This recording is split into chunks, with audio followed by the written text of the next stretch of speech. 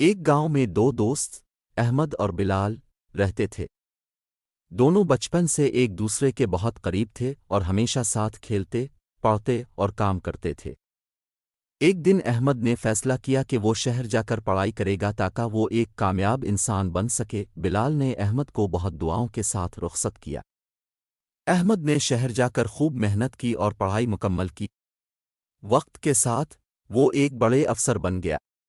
دوسری طرف بلال نے گاؤں میں ہی رہ کر ایک چھوٹا سا کاروبار شروع کیا۔ کئی سال بعد احمد گاؤں واپس آیا۔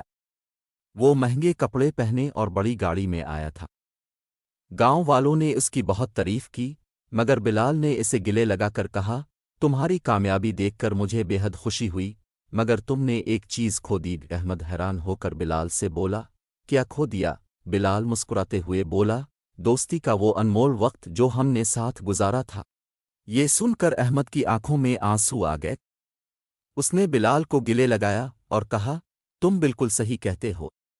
دولت اور کامیابی کے پیچھے میں نے تم جیسے دوست کی اہمیت کو نظر انداز کر دیا، مگر اب میں دوبارہ وہی پرانا احمد بنوں گا، تمہارا دوست۔ اس کے بعد دونوں نے عہد کیا کہ چاہے کچھ بھی ہو، وہ اپنی دوستی کو کبھی نہیں چھوڑیں گے۔ سبق: زندگی میں دولت اور کامیابی سے زیادہ اہم دوستی اور تعلقات ہیں، ان کی قدر کریں۔